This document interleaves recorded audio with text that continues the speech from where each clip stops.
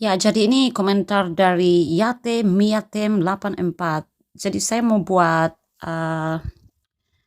Alfi tapi tidak bisa ya teman-teman. Jadi saya pakai begini saja ya.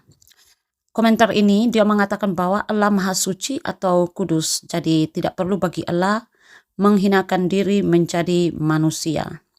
Karena isi viti saya membahas tentang mengapa orang bisa percaya laut terbelah tapi tidak percaya Tuhan menjadi manusia. Dan banyak orang bisa percaya laut terbelah karena kuasa Tuhan, tetapi ketika Tuhan menjadi manusia, mereka langsung berkata itu mustahil. Jadi Temi 84, dia komentar, Allah Maha Suci atau Kudus, jadi tidak perlu bagi Allah menghinakan diri menjadi manusia. Baik, Anda tidak berkata Tuhan tidak mampu, tetapi Anda bilang Tuhan terlalu suci untuk menjadi manusia. Artinya, isi viti saya dengan komentar Anda, artinya sudah bergeser ya dari mungkin atau tidak menjadi pantas atau tidak menurut manusia. Benar atau tidak, Ibu Yatemi?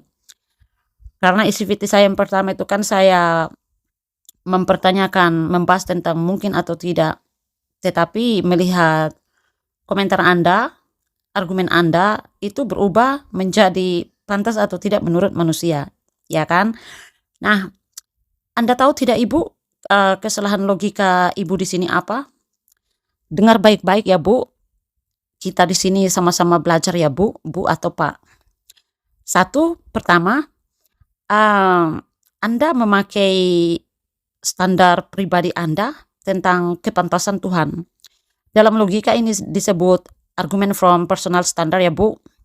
Saya ulangi lagi, dalam logika ini disebut argument from personal standard.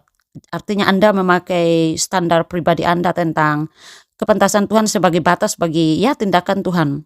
Padahal pertanyaannya, siapakah manusia sampai menentukan apa yang boleh atau tidak boleh dilakukan Tuhan? Itu pertanyaan sederhana saya. Kemudian kedua non sequitur.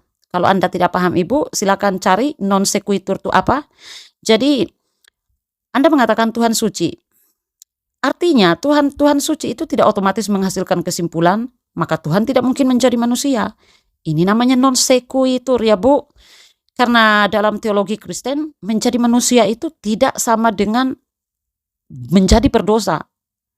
Menjadi manusia itu bukan berarti menjadi berdosa, tidak sama dengan menjadi berdosa. Rendah hati itu tidak sama dengan atau bukan berarti kehilangan kekudusan. Pahami ini baik-baik ya Bu. Jadi menjadi manusia itu tidak sama dengan menjadi berdosa. Jadi ya kesimpulan Anda itu tidak otomatis mengikuti premisnya. Ya Bu ya. Ketiga, Anda menganggap kerendahan sama dengan penghinaan. Ini asumsi filosofis, bukan fakta logis ya Bu.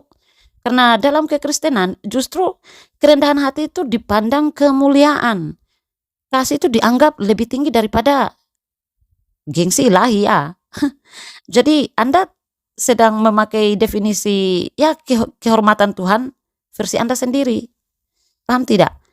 Anda sedang memakai definisi kehormatan Tuhan versi Anda sendiri. Karena Anda mengatakan Allah Maha Suci atau Kudus. Jadi tidak perlu bagi Allah menghinakan diri menjadi manusia. Artinya di sini Anda sedang memakai definisi kehormatan Tuhan menurut versi Anda sendiri.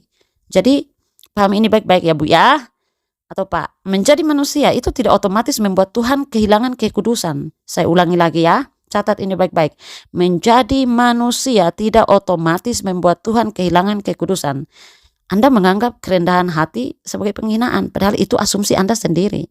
Katanya Tuhan Maha Kuasa, laut bisa terbelah. Banyak mujizat yang dilakukan Tuhan. Tapi ketika Tuhan merendahkan diri menjadi manusia, tiba-tiba manusia berkata, itu tidak pantas bagi Tuhan. Pertanyaan sederhana saya, sejak kapan Anda menjadi penentu apa yang pantas bagi Tuhan?